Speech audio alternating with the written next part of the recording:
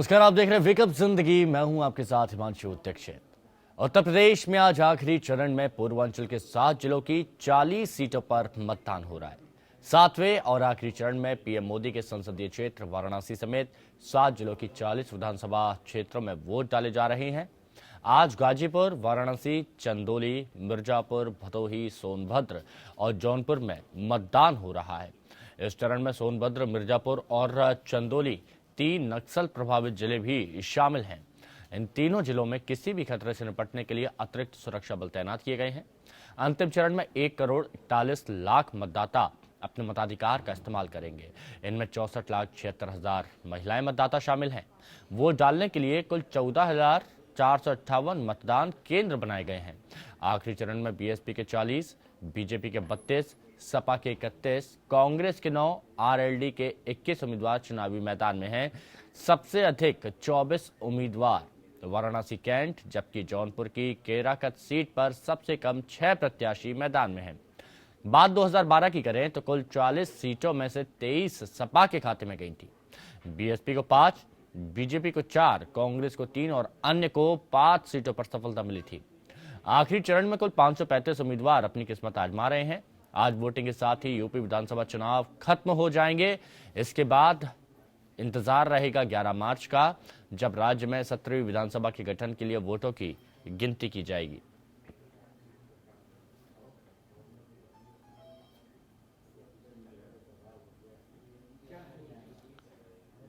तो आज उत्तर प्रदेश में 7वें और अंतिम चरण का मतदान शुरू हो चुका है। वाराणसी में मतदान केंद्रों पर जनता जनार्दन की भीड़ जुटने लगी है। जनता जहां बटन दबा अपने प्रतिनिधि चुनने की कवायद में जुटी है, वहीं उम्मीदवारों की धड़कनें भी तेज हो गई हैं। हमारे संवाददाता गौरव शर्मा ने वाराणसी कैंट से बीजेपी उम्मीदवार सौरभ श्रीवास्तव से बातचीत की। 7वें और आखिरी चरण के लिए मतदान होना है। काशी की अगर बात करें तो यहाँ पर 2711 बूथों पर मतदान होना है। लगभग 27.5 लाख मतदाता जो हैं 127 प्रत्याशियों के किस्मत का फैसला करेंगे। हमारे साथ ज़्यादा बातचीत के लिए सौरभ श्रीवास्तव हैं, बीजेपी से ये चुनाव लड़ रहे हैं कैंट से। सर, सबसे पहले तो आज के दिन के लिए आपको बहुत बहुत शुभकामनाएं, क्योंकि आज मतदान होना है। क्या लग रहा है, क्या कुछ आपके दिमाग में चल रहा है? आज आखिरी दिन है, आखिरी मौका है, क्या कुछ? भारतीय जनता पार्टी की विजय के लिए और प्रदेश को समाजवादी पार्टी के कुशासन से मुक्ति दिलाने के लिए सिर्फ और सिर्फ हम मतदान प्रतिशत बढ़ाने पर विचार कर रहे हैं। हमारा सारा फोकस इसी पे है कि मतों का प्रतिशत बढ़े, मतदान का प्रतिशत बढ़े। लोकतंत्र के लिए, लोकतंत्र की मजबूती के लिए कितना अहम हो जाता है मतदान, आपको क्या लगता है? लोकतांत्रिक राष्ट्र में मतदान ही सभी व्यवस्थाओं का आधार है, तो मतदान ही सबसे इम्पोर्टेंट है। आज आपके यहाँ से कौन कौन आया मतदान करने के लिए? मेरे परिवार से मेरी माँ, यहाँ की अभी की विधायक, वर्तमान विधायक डॉक्टर ज्योत्सना श्रीवास्तव। भदोही जनपद में मतदान को लेकर काफी उत्साह देखने को मिल रहा है। सुबह से ही मतदाता काफी तादाद में मतदान केंद्रों पर पहुंच रहे हैं। मतदाताओं का कहना है कि वो विकास के मुद्दे पर अपना वोट डाल रहे हैं। वहीं महिला मतदाताओं के मुताबिक वो महिला सुरक्षा के नाम पर वोटिंग कर रही हैं। यहाँ लोगों से बातचीत की हमारे संवाददाता राकेश सिंह ने। उत्तर प्रदेश का सियासी संग्राम शुरू हो गया है। 7वें चरण का मतदान पड़ने जा रहा है। हम भदोही जिले के एक मत केंद्र पर खड़े हैं, जहां पुरुष लाइन लगा के खड़े हुए हैं और इधर महिलाएं भी खड़ी हैं। आइए हम मतदाताओं से पूछते हैं, किस मुद्दे पे आप वोट देने जा रहे हैं? गुंडाराज, भ्रष्टाचार मुक्त हो हमारा प्रदेश, बेरोजगारी समाप्त हो, युवाओं को रोजगार मिले, यही हमारा मुद्दा है सर। हम आप किन मुद्दों पे वोट देने जा रहे हैं? गुंडाराज, भ्रष्टाचार मुक्त, बेरोजगारी, विकास के मुद्दे पर वोट देना चाहते हैं। जैसा कि बता दें, लोग विकास के मुद्दे पर वोट देने जा रहे हैं। Rakesh Singh, APN news, Bhadohi. यहाँ पे उत्साह तो बहुत ज्यादा है। इसमें बहुत ज्यादा लोग जागरूक भी हो गए हैं मतदान के लिए, और लोग ज्यादातर विकास के नाम पे वोट करना चाहते हैं। क्या उत्साह रहा? कितने बजे लोग यहाँ पोलिंग बूथ पे पहुँच गए? यहाँ तो 6:15 बजे से ही लोग आना शुरू कर दिए थे। मुद्दा तो बस वही है जो लोग बोल रहे हैं, भ्रष्टाचार और गुंडाराज और बेरोजगारी के नाम पर अगर इतना कमिटमेंट सब लोग कर दें और ईमानदारी से इस तरह वोट दें तो बहुत कुछ हो जाएगा। बोलते कुछ है, देते कुछ है, ये ना हो नहीं पाए तो ये बहुत अच्छी बात है। तो कितना उत्साह है मतदान? नहीं, वोट देने के लिए बहुत उत्साह है। जितना था हम लोग सुबह से उठ के, सबसे अभी तक नहाए हुए नहीं है, आ गए हैं वोट देने। सबसे पहला काम यही था कि मतदान देंगे और जितने लोग हैं सबको बुला बुला के मतदान कराएंगे। मुद्दे तो बहुत से हैं, भ्रष्टाचार है, गुंडा राज है लड़कियों की सुरक्षा है, लड़कों बच्चों की सुरक्षा है, लेकिन सभी के दावे खोखले साबित होते हैं। कुछ होना नहीं है, लेकिन फिर भी मतदान करना है तो कर रहे हैं। देखते हैं आगे क्या होता है। अगर उम्मीद है कि नहीं? जो उम्मीद है, लेकिन बहुत कम परसेंटेज। कितना उत्साह है कि आप सुबह सुबह उत्साह तो है, वोट देने का उत्साह तो है, काफी 100% उत्साह है, लेकिन फिर भी भरोसा उठ गया। तो ये भदोही की जनता थी, जहां युवाओं को खासी उम्मीद है कि बहुत कुछ बदलाव होगा। बेरोजगारी को दूर करने की बात कही, भ्रष्टाचार गुंडाराज को दूर करने की बात कही, विकास के मुद्दे पर वोट डालने की बात कही। वहीं कुछ लोग ऐसे भी हैं जिनको उम्मीद बहुत कम है, लेकिन वो जानते हैं कि होना कुछ नहीं है, लेकिन फिर भी उम्मीद पर दुनिया कायम है और वोट देने आए हैं, क्योंकि उनका फर्ज यहां पर बनता है। मिर्जापुर के लोगों का क्या कुछ कहना है मतदान को लेकर, वो भी आपको सुनाते हैं।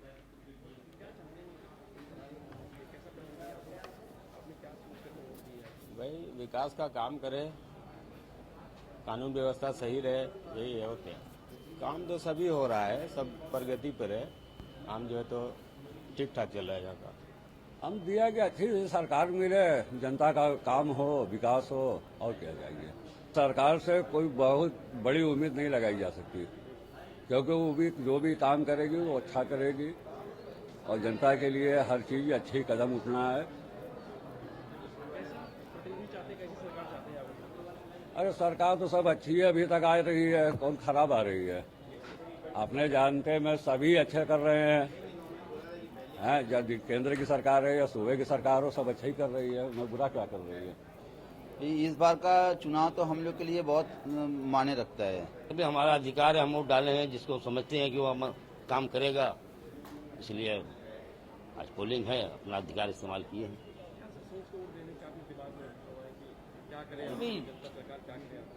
सरकार आज जो करती है, विकास हर आदमी चाहता है, महंगाई कम हो, कुछ सुविधाएं हम लोगों को मिले। वोट के बारे में मेरा यही कहना है कि हर नागरिक को और खास तौर से औरतों को निकलना चाहिए और अपने अधिकार का प्रयोग करेंगे। अगर वो अपना अधिकार नहीं जानेंगे तो उनको स्वयं नहीं पता चलेगा कि हमारा अधिकार क्या है। बाहर निकलेंगे तभी उनको पता चलेगा कि हमारा अधिकार क्या है।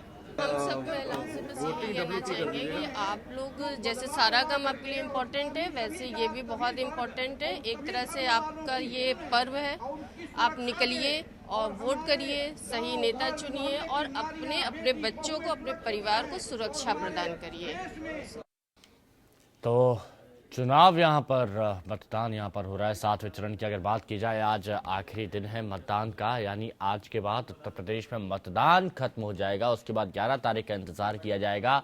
जनता जो अपने घरों से बाहर निकल रही है, मतदान केंद्रों तक पहुंच रही है, उनका यही कहना है कि वो विकास के नाम पर वोट देना चाहते हैं, वो बेरोजगारी दूर करने के लिए वोट देना चाहते हैं, वो गुंडाराज भ्रष्टाचार दूर करने के लिए वोट देना चाहते हैं।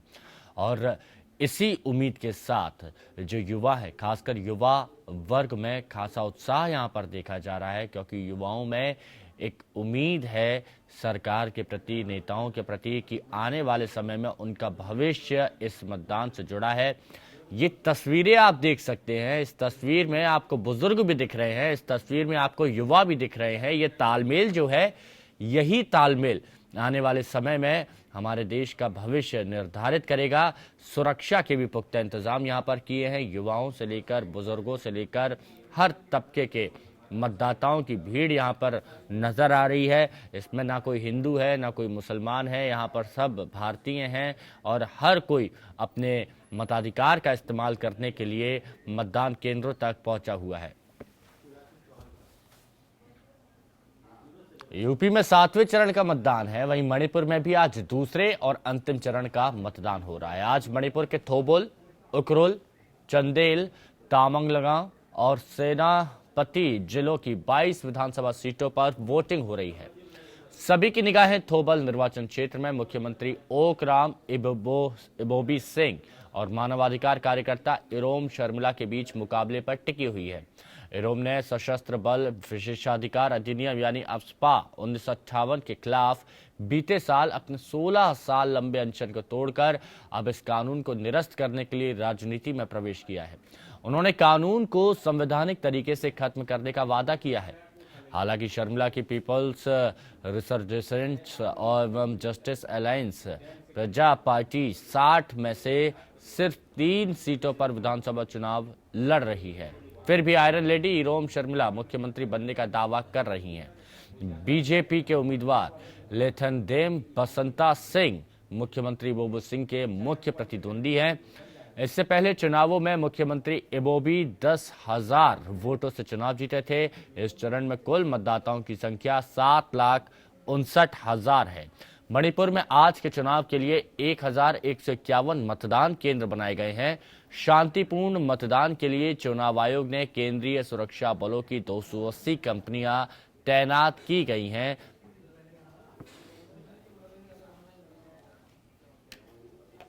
People will decide when the result come out. Let us see who is success and who will be in favor of any other party. In a democratic country, everybody has right to say, but let us wait at least till 11th of this month. We hope we will definitely give a clear mandate. This election, you will see that this is something like referendum, both hill and valley. Usha Manipur से हमारे सहयोगी हमारे साथ जुड़े हुए हैं। उषा, क्या कुछ तैयारी यहां पर की गई है मतदान को लेकर, क्योंकि दूसरे और आखिरी चरण का मतदान मणिपुर में यहां पर है और बहुत से नेताओं की किस्मत यहां पर दांव पर लगी हुई है।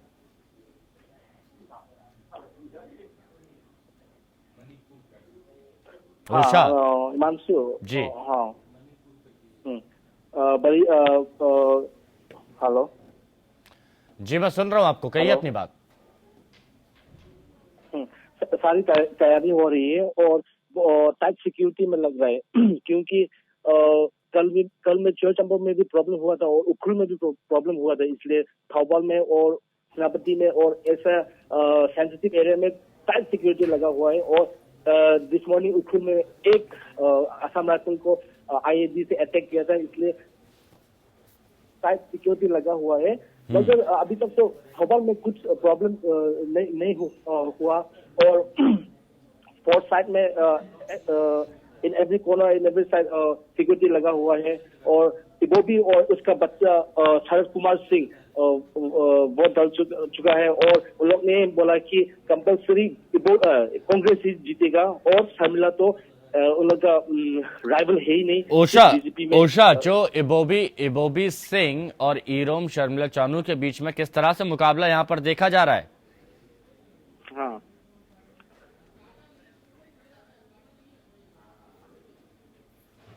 ओशा नहीं, शर्मिला हाँ, इबोबी तो पार्टी ज्यादा अच्छा देख रहा है क्योंकि शर्मिला तो सिर्फ 3 सीट में चुनाव लड़ रहा है। और जब शर्मिला ने डोर टू डोर कैंप के लिए गया था उसका रिप्लाई बहुत अच्छा नहीं था और इबोबी का कैंपेन जब किया था उसका रिप्लाई बहुत अच्छा था, इसलिए आदमी कांग्रेस पे बिलीव कर रहा है। ओशा, क्या उम्मीद जताई जा रही है? क्या रिकॉर्ड वोटिंग यहाँ पर होगी? वोटिंग परसेंटेज को लेकर क्या उम्मीदें जताई जा रही हैं? अभी तक तो कांग्रेस में सब डाल रहे हैं और कांग्रेस को सब सपोर्ट कर रही है, इसलिए अभी तक तो सिर्फ राइवल बिटवीन बीजेपी और कांग्रेस में लग रहा है। चलिए, शुक्रिया ओशा आपका हमारे साथ जुड़ने के लिए, जानकारी के लिए। यूपी चुनाव में कई दिग्गजों की किस्मत दांव पर है। मोदी सरकार के कई मंत्री इसी पूर्वांचल से आते हैं जिनकी प्रतिष्ठा दांव पर लगी हुई है। उनके साथ ही कई उम्मीदवारों की किस्मत का फैसला भी जनता जनार्दन आज कर रही है। यूपी का सियासी दंगल अपने चरम पर है। 7वें और अंतिम चरण के लिए पूर्वी उत्तर प्रदेश के 7 जिलों की 40 सीटों पर मतदान होने वाला है।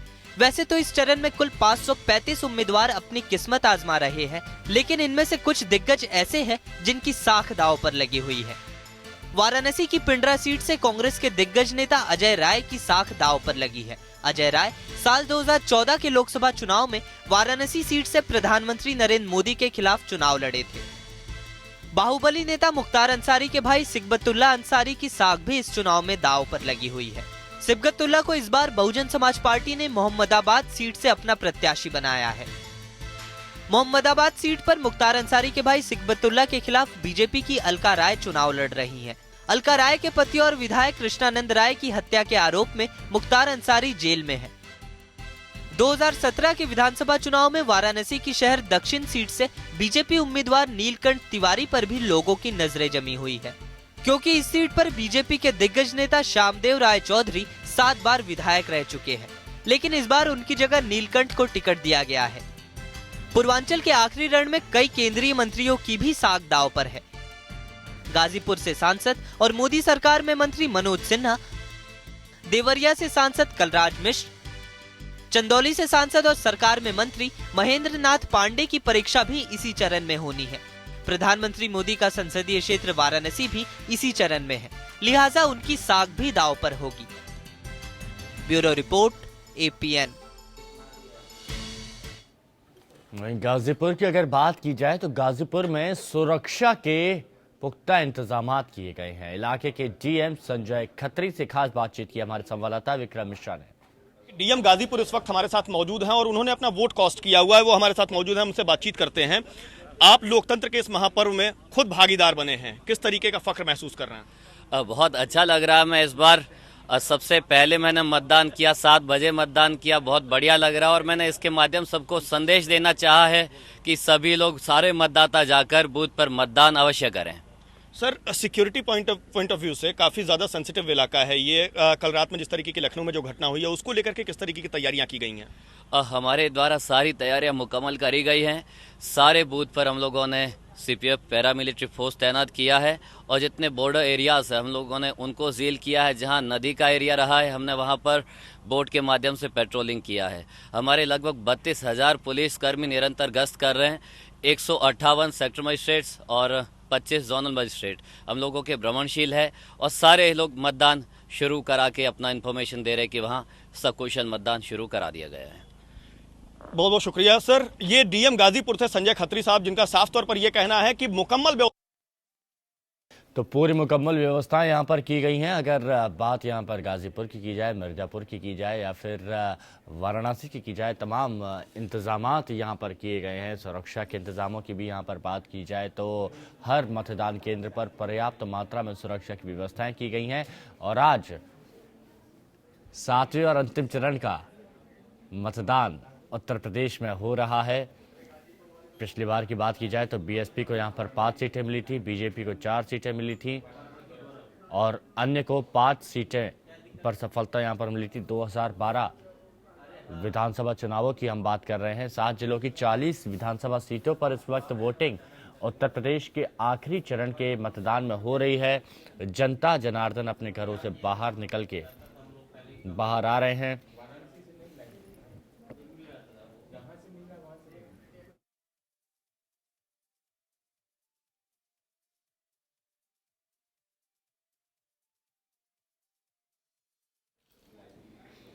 आखिरी चरण में 3 नक्सल प्रभावित इलाके भी हैं, जिनमें सोनभद्र, मिर्जापुर और चंदौली भी यहाँ शामिल हैं और यहाँ पर विशेष इंतजामात किए गए हैं सुरक्षा को ध्यान में रखते हुए। और जो वाराणसी की आप तस्वीरें देख रहे हैं, यहाँ पर महिलाएं, युवा, बुजुर्ग, हर कोई, हर मतदाता अपने घरों से बाहर निकल के मताधिकार का इस्तेमाल अपने कर रहा है। और लोकतंत्र का जो महापर्व कहलाया जाता है, जब एक मतदाता अपने मत का इस्तेमाल करता है, और आज वही पर्व है जिसको हर्षोल्लास के साथ, धूमधाम के साथ मनाया जा रहा है। 7 जिलों की 40 विधानसभा सीटों पर ये लंबी लंबी कतारें इस बात की गवाह हैं कि जनता अपनी सरकार चुनने के लिए किस तरह से यहाँ पर तैयार है। पिछली बार कांग्रेस को यहाँ पर 3 सीटें मिली थी, बीजेपी को यहाँ पर 4 सीटें मिली थी, बीएसपी को यहाँ पर 5 सीटें मिली थी, 5 सीटें अन्य को गई थी। 2012 के चुनावी परिणाम की हम बात कर रहे हैं। सबसे ज़्यादा यहाँ पर समाजवादी पार्टी को सीटें गई थी, 20 से ज़्यादा समाजवादी पार्टी ने सीटें यहाँ पर जीती थी। लेकिन अब काफ़ी कुछ दांव पर लगा हुआ है। राजनीतिक दिग्गज जो है उनकी प्रतिष्ठा यहाँ पर दांव पर लगी हुई है, क्योंकि पूरी कोशिश यहाँ पर की गई थी, चाहे बीजेपी से प्रधानमंत्री नरेंद्र मोदी की बात की जाए, अध्यक्ष अमित शाह की बात की जाए, केशव प्रसाद मौर्य की बात की जाए,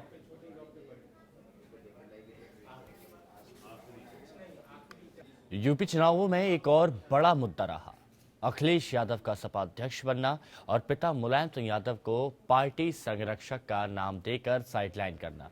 हालांकि मुलायम सिंह यादव की दूसरी पत्नी साधना गुप्ता ने इस फैसले के खिलाफ आवाज उठाई है।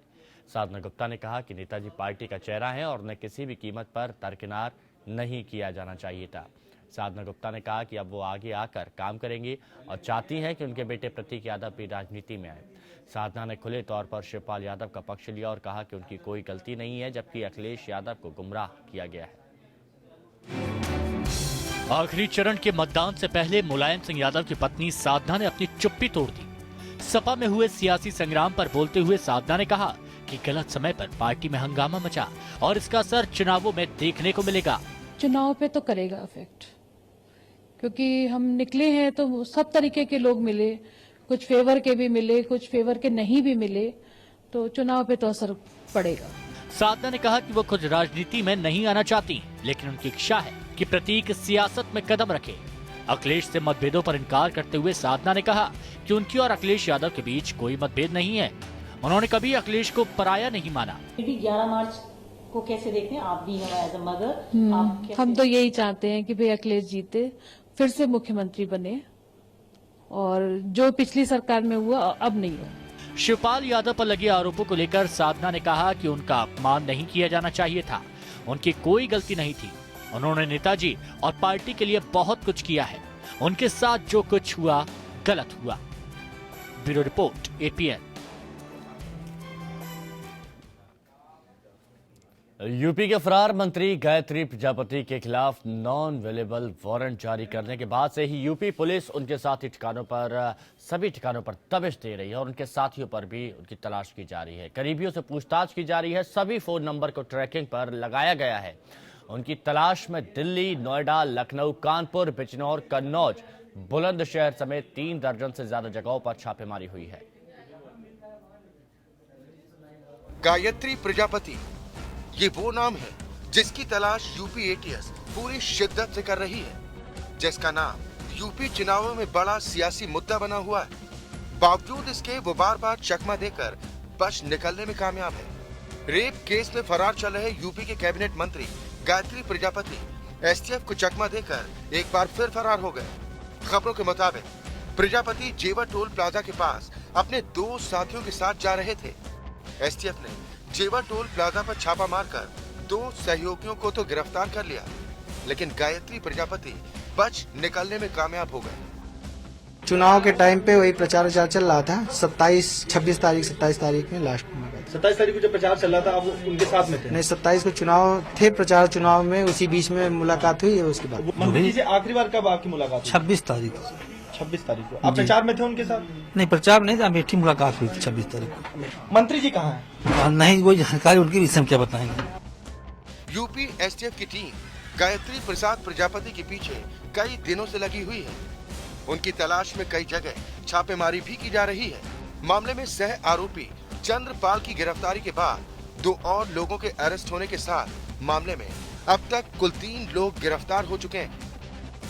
3 लोग अब तक गिरफ्तार हो चुके हैं। एक पहले हुए थे और आज रात्रि में 2 अन्य अभियुक्त इसमें गिरफ्तार हो चुके हैं। बाकी शेष 4 अभियुक्तों की गिरफ्तारी भी के लिए प्रयास जारी हैं और उनके खिलाफ भी NBW है और हमारा पूरा प्रयास है कि उनको भी बहुत जल्दी गिरफ्तार कर लिया जाएगा। सुप्रीम कोर्ट के आदेश के बाद यूपी पुलिस ने गायत्री प्रजापति और उनके सहयोगियों के खिलाफ गैंगरेप और पॉक्सो एक्ट के तहत मामला दर्ज किया था। पीड़िता ने आरोप लगाया था कि साल 2014 में गायत्री के आवास पर उनके साथ गैंगरेप हुआ था। Bureau report, APN।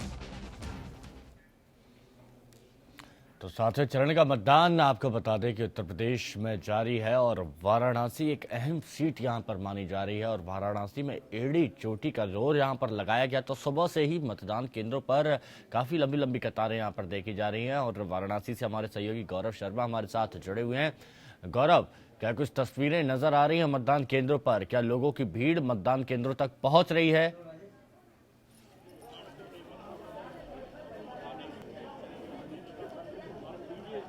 बिल्कुल हिमांशु, आखिरी और अहम चरण है। इस वक्त हम मौजूद हैं नगर निगम के वार्ड नंबर 17 में, और जो यहाँ पर आप देख सकते हैं हमारे पीछे का नज़ारा है, ये दिखाना चाहेंगे कि आज अंतिम चरण का चुनाव हो रहा है। प्रधानमंत्री का संसदीय क्षेत्र है और यहाँ पर तमाम बूथों पर हमने जो है मुआयना किया था।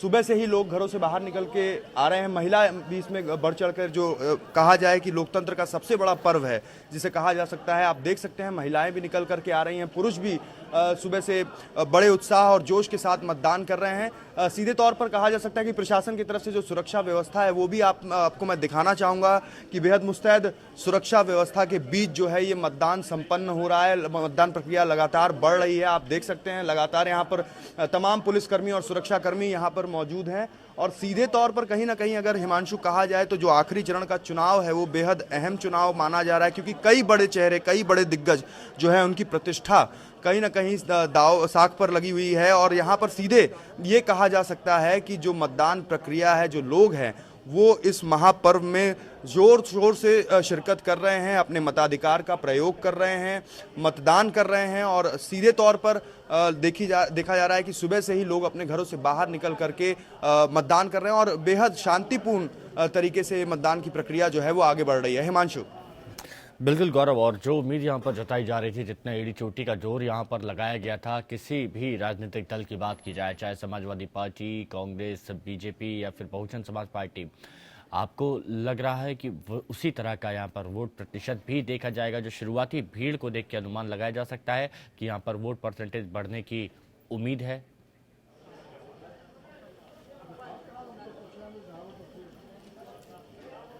बिल्कुल हिमांशु, ठीक कहा आपने कि जिस तरीके से सुबह से ही मतदान हो रहा है, ये उम्मीद जताई जा रही है कि बनारस का जो वोटिंग परसेंटेज है वो कहीं ना कहीं 60 से 65 या फिर 68 के आसपास तक रहेगा, क्योंकि लगातार सुबह से ही बुजुर्ग जो है वो भी अपने घर से निकलकर, उनके अंदर भी उत्साह देखने को मिल रहा है। महिला अच्छी खासी संख्या में है, पुरुष भी निकल करके जो है मतदान कर रहे हैं। और इस बार सबसे बड़ी खास बात ये भी होगी हिमांशु, जो ध्यान देने वाली होगी, कि इस बार 46,000 जो नए जो युवा वोटर्स बने हुए हैं वो भी अपने मताधिकार का प्रयोग करेंगे। और उसके बाद अगर बात करें तो लगभग 12.5 लाख जो है महिलाएं भी वोटर्स हैं, वो भी वोट करने घर से निकलेंगी। तो निश्चित तौर पर इस बार का जो मतदान होगा, जो मत प्रतिशत होगा, वो कहीं ना कहीं ज़रूर बढ़ेगा, क्योंकि और लोग भी जो है वो जागरूक पहले से ज़्यादा हुए हैं मतदान के प्रति। आप देख ही सकते हैं जिस तरीके से हमने दृश्यों में दिखाया कि लगातार लोग घरों से बाहर निकल रहे हैं, बूथों पर अच्छी खासी भीड़ देखने को मिल रही है। हालांकि ये जो प्रक्रिया है मतदान की, वो दोपहर में अगर बात करें तो थोड़ी सी कम ज़रूर हो जाती है, क्योंकि मौसम में थोड़ी बहुत जो है थोड़ा सा चेंजेस आया है, गर्मी हल्की सी बढ़ी है, तो लोग ज़्यादा से ज़्यादा संख्या में सुबह निकल करके वोट करने की कोशिश कर रहे हैं और लगातार जो यहाँ पर बूथों पर पहुंचकर मतदान कर रहे हैं। हिमांशु। गौरव, एक और बड़ी बात यहाँ पर सामने आती है। अभी तक वाराणसी की अगर बात की जाए तो हमने देखा है काशी में कई ऐसे बड़े मुद्दे हैं जो हल चाहते हैं, जिनका समाधान यहाँ पर चाहिए।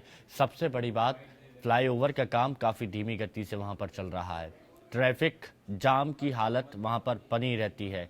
अगर बोर्ड्स की वहाँ पर बात की जाए तो वहाँ पर वो भी शोपीस बनकर रह गई हैं, जो भी वहाँ पर योजनाएं चलाई जा रही थी। हालांकि उनको अमलीजामा पहुँचाया जा रहा है, लेकिन इस तरह से नहीं जो लगना चाहिए, जितना रिजल्ट निकलना चाहिए वो रिजल्ट नहीं आ रहा है।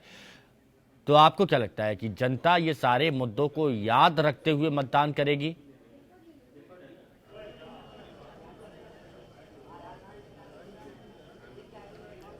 बिल्कुल हिमांशु, देखिए जब हमने सुबह लोगों से बात करने की कोशिश की तो सीधे बात ये निकल करके बाहर आई थी कि हम विकास के मुद्दे पर वोट कर रहे हैं। और अगर बनारस की हम बात करें, खास तौर पे बनारस की समस्याओं की बात करें, तो यहाँ पर गंगा जो है वो सबसे बड़ी समस्या है। घाट यहाँ पर हैं जिनको पर्यटन के लिहाज से इस्तेमाल तो किया जा सकता है, लेकिन फिलहाल अभी घाटों की जो दशा और दिशा है वो सुधारने की ज़रूरत है। शहर की बात कर लें, सड़क खस्ता हाल है, बिजली हमने देखा तमाम जो बड़े बड़े रोड शोज हो रहे थे उसमें बिजली चली जा रही थी, प्रेस कॉन्फ्रेंसेस में बिजली चली जा रही थी। और लगातार ये समस्याएं जो है, उसके बाद बुनकरों की समस्या है। यहाँ पर बनारस जो है वो बनारसी साड़ी के लिए, सिल्क के लिए जाना जाता है, हैंडलूम यहाँ पर हथकरघा है। लेकिन तमाम इन इतनी खूबियों के बीच भी इस शहर की अगर बात करें तो ये अभी भी अब जो है कि समस्याओं से के बीच जो है फंसा हुआ है, जूझ रहा है। और हिमांशु ये भी बताना चाहूँगा कि सिर्फ बनारस ही नहीं, अगर बनारस के आसपास की भी हम बात कर लें, भदोही है, कारपेट सिटी है, अच्छा मौका वहाँ पर जो है कि कारपेट बुनकरों को मिलना चाहिए था, उनके उद्धार के लिए तमाम बातें थी, लेकिन उसके लिए भी कोई प्रयास नहीं हुआ। जौनपुर की बात कर ले, कहते हैं उस शहर में प्राचीन भारत बसता है, प्राचीन भारत की झलक वहाँ पर, बेहद खूबसूरत शहर है, लेकिन पर्यटन के लिहाज से उसमें कुछ नहीं कहा गया। चंदौली की बात कर लें, तमाम ऐसे जिले हैं, सोनभद्र है, चंदौली है, जो कि नेचुरल रिसोर्सेज के लिए चंदौली धान का कटोरा कहा जाता है, लेकिन वहाँ पर खेती किसानी की जो स्थिति इस वक्त बनी हुई है, तो ये तमाम मुद्दे हैं जिसको वोटर अपने ज़रूर ध्यान में रख करके, अपने जहन में रख करके वोट डालेगा, क्योंकि लगातार जिस तरीके से बातें हो रही हैं, लगातार विकास की बातें हो रही हैं, हर कोई विकास की बात कह रहा है फिलहाल। लेकिन हमने देखा था कि पिछले 2-3 फेजेस में जिस तरीके से नेताओं के बीच में बयानबाजी हुई थी, जिस तरीके से ज़बानी जंग का जो दौर चला था, उसमें कहीं ना कहीं जो आम इंसान के जो मुद्दे हैं वो कहीं ना कहीं पीछे छूटते जा रहे थे। लेकिन फिलहाल अगर कहा जाए तो वोटर्स जो हैं, जो मतदाता हैं, वो अब जागरूक हो चुके हैं। उन्हें क्या करना है और क्या नहीं करना है, किस आधार पर वोटिंग करनी है, उनको जिस आधार पर वो वोट कर रहे हैं वो बखूबी जानते हैं। वोटर बखूबी अपने अधिकार को समझता भी है और पहचानता भी है, और यही सारी चीज़ें दिमाग में होगी जो आज लोग मतदान कर रहे होंगे। और हमने दिखाया भी दृश्य में कि लोग सुबह से निकल करके घरों से बाहर आ रहे हैं और मतदान कर रहे हैं। हिमांशु, यानी गौरव, ये बात हम कह सकते हैं कि एड़ी चोटी का जो जोर लगाया था उसका असर क्या होगा ये 11 तारीख को पता चलेगा, लेकिन बेहद रोमांचक मुकाबला यहाँ पर कहा जा सकता है। और ये भी कहा जा सकता है कि यहाँ पर सांसें थम जरूर सकती हैं, और आखिरी चरण का मतदान यहाँ पर है, तो सबकी नज़रें भी यहाँ पर टिकी हुई हैं कि आखिर क्या कुछ निकल कर सामने आएगा। लेकिन विपक्षियों की जो रणनीति थी बीजेपी को घेरने की, प्रधानमंत्री नरेंद्र मोदी को घेरने की, क्या आपको लगता है कि 7वें चरण के चुनाव प्रचार के दौरान उस रणनीति में विपक्षी कामयाब हुए हैं, ऐसा देखने में मिला?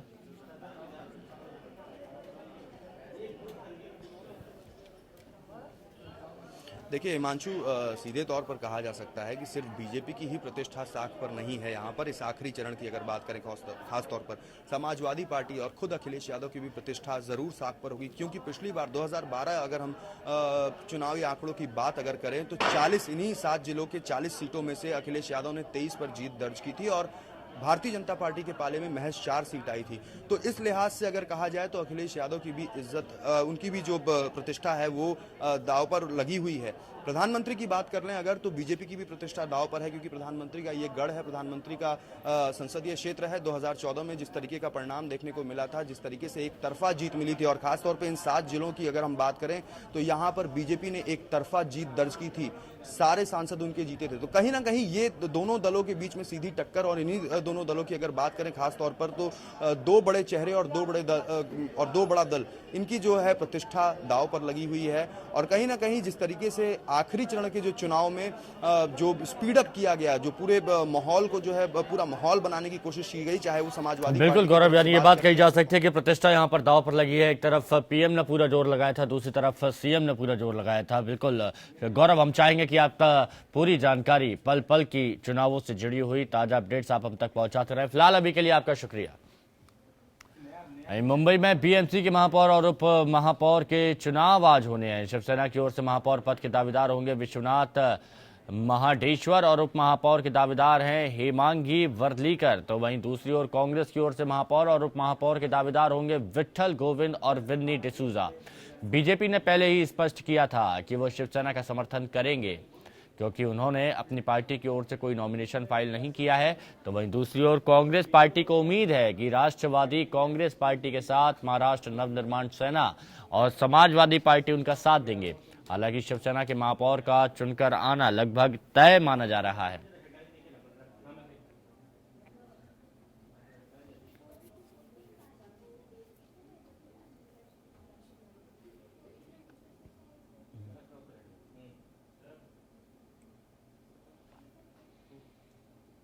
तो बीएमसी को आज मेयर मिलेगा। बीजेपी ने अपना नॉमिनेशन फाइल नहीं किया है, वहीं शिवसेना का उम्मीदवार मेयर बनेगा। लगभग ये बात तय मानी जा रही है। बीएमसी को आज अपना मेयर मिलेगा, वहीं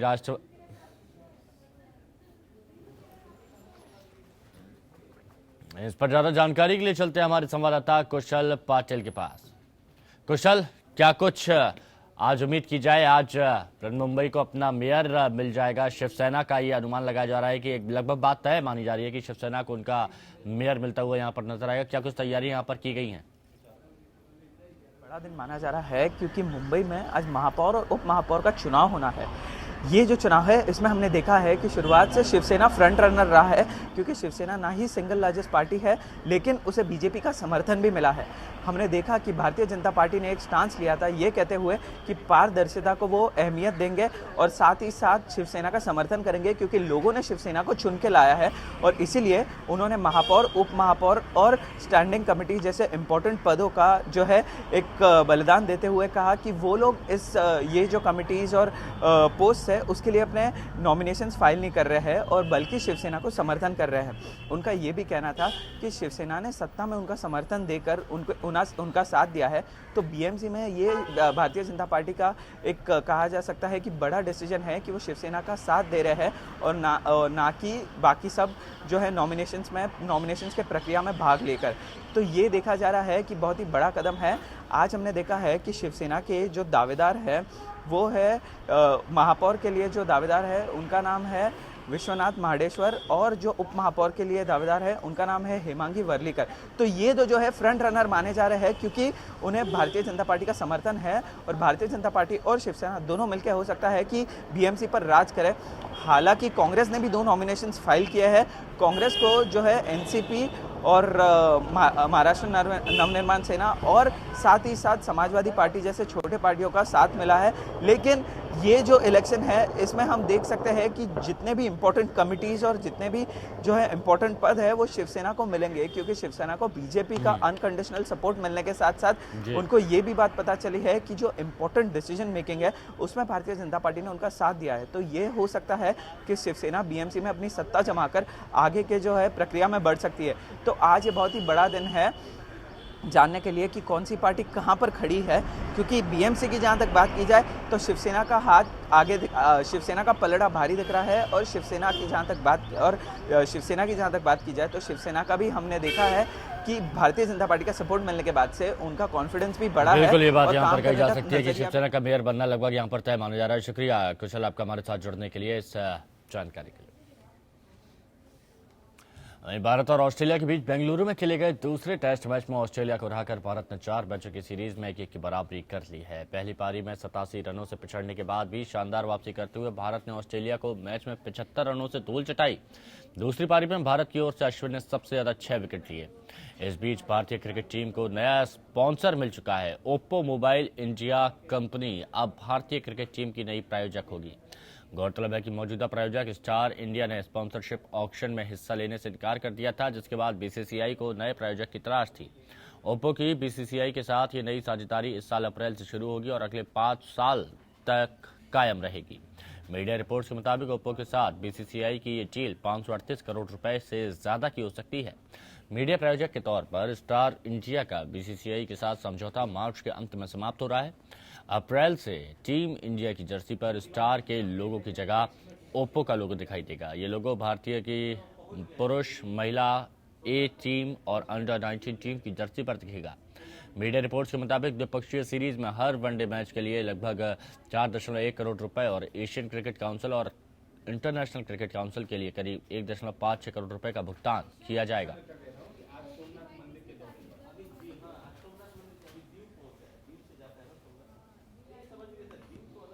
तो फिलहाल अभी के लिए मेरे साथ इतना ही, दीजिए इजाजत, नमस्कार।